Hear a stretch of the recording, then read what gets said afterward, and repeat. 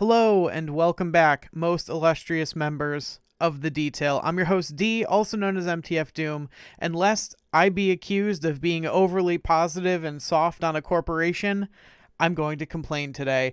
I hope that you enjoy.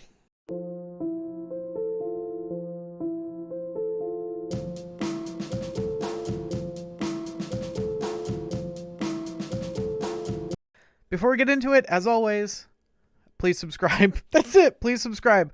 I don't have any sponsors because I don't have any subscribers, and that would be cool for me to be able to do. I'd love to debate you with a Raycon subscription at some point and, be like, oh, can you hear the new sound effects they added in the patch yesterday? Well, if not, fucking buy Raycons, idiot. That's going to be me in 6 months with your subscription. I'm not selling you on this idea very well. All right, join the Discord. Okay, today we're going to be talking about something I've kind of brought up before. Oh, look at that. Look at that little plane taking off. This friendly battle shit needs to be better. See how right here, it says rules. My whole thing, we were talking about this in Discord. This is where this video came from, by the way. There's a bunch of us in Discord kind of belly aching together. That, this should let you change the rule. This button. The fact that this game is so rigidly prescriptive, it wants you to play it a certain way, is probably going to be the death of it. And it's going to be sooner rather than later. So this is also kind of a plea to second dinner. The reason, if you don't know, if you haven't played Magic, let's give you some context.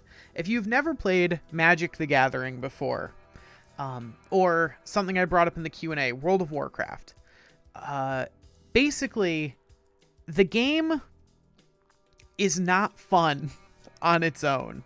Magic the Gathering, without a good community, if you just went to an F&M, that stands for Friday Night Magic. It's a very casual form of format. At a local store that you haven't ever been to before, and you played Standard, the experience wouldn't really be that fun in a lot of ways.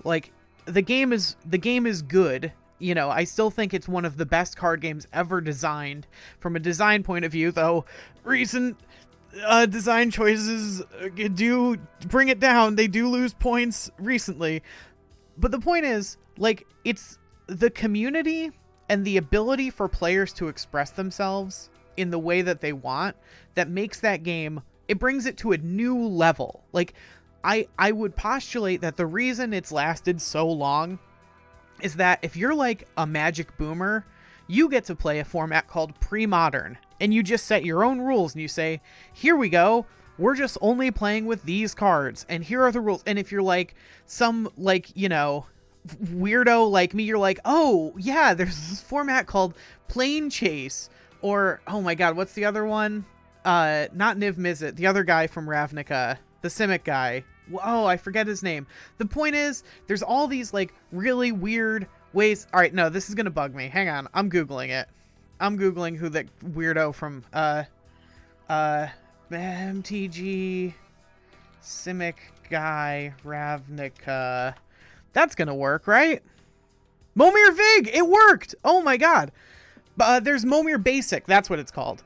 Where your whole deck is lands and you randomly roll and see what energy cost card you're gonna get. And it's bizarre. It's really weird. It's too in-depth for me to describe to you right now, but it's an incredibly strange format. And there's Commander, and there's Pauper, and we've talked about this vaguely before, but this is another thing that could be implemented. I say could be implemented. I don't know how easy it would be, but they're this is not an indie company. Look at how, there's a little thing that plays when you mouse over friendly battle. They spent time doing this. They could instead make it so that friendly battles are fun. Wouldn't that be something? So what I'm postulating, what I propose, what I really wish is that you could change the rules of the friendly battle so that you could have little tournaments where you have things like, triple ruins. basically both players know that all 3 locations are going to flip up as ruins every single time. You know, someone in my Discord called it, you know, the Smash Bros. Like, Final Destination, no items, right? You could have things like, oh, you know, your starting hand will always include 1 card in your deck of your choice, or your highest card, or your lowest card. You could build around that. You could do all kinds of interesting things that would allow players to functionally create formats on their own, and then you wouldn't have to do it. And how cool would it be to see what kind of micro meta surrounds the triple ruins format, right? What kind of micro meta surrounds the hard to get into format, where it's the locations are always like Luke's Bar and Sanctum and whatever, right? Like, the interesting ways you'd have to play around with those things and what you could do with them. And I don't know, it all seems really cool to me. But what's more is that it all seems like a way to keep the longevity of this game going. Because I'm going to be honest with you, I haven't been playing that much, which is why most of my videos haven't been deck techs. Because I've been trying out. I'll show you the deck. Oh, got to show it to you from here. I don't know what I was thinking. This is the deck I've been playing. It's pretty fun, but like, this was the first this deck is functionally the deck that I was playing like in January. My first semi-viral, I say semi-viral, my first video that broke 1,000 views was basically just this deck. And honestly, leader should still be Doom, but like, we have leader back, so I'm just gonna play leader for a while. But like, if this were just Doom, this deck would be better, and I have Doom, so like, I'm just doing this for the memes. Because I have no way to express myself via a friendly battle system. And so the Ouroboros continues, and I fall 1 cycle deeper into my mind, and we are all the same but for our outsides, and we are all empathy machine perfection.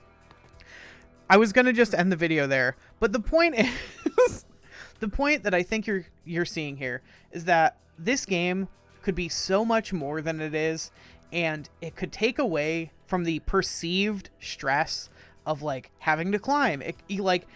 We could have so many cool niche communities. Like, you know, the pauper community in Magic is one of the healthiest communities, like, as far as thriving player bases, not as far as mental health. Those people need help. But we could have stuff like that. We could have all kinds of really interesting ways of playing that would just take pressure off of Second Dinner to actually make the game like actively very good all the time, so that when things like Eldrazi Winter or, you know, Shuri Winter hit this game, you have like a reprieve. You have a way of being like, yeah, you know what, I'm not gonna play until next week's patch. Look, anyone want to play some Commander? I just built a Shang-Chi Commander deck that's trying to make all your cards 9+ power and then copy Shang-Chi so that I can blow them all up with kicks. How fun is that? Anyway, I hope you find my content elucidating, enlightening, or enriching. If you do, subscribe so I can sell you Raycons and Raid Shadow Legends. I hope that you have a great day, and I will see you all tomorrow.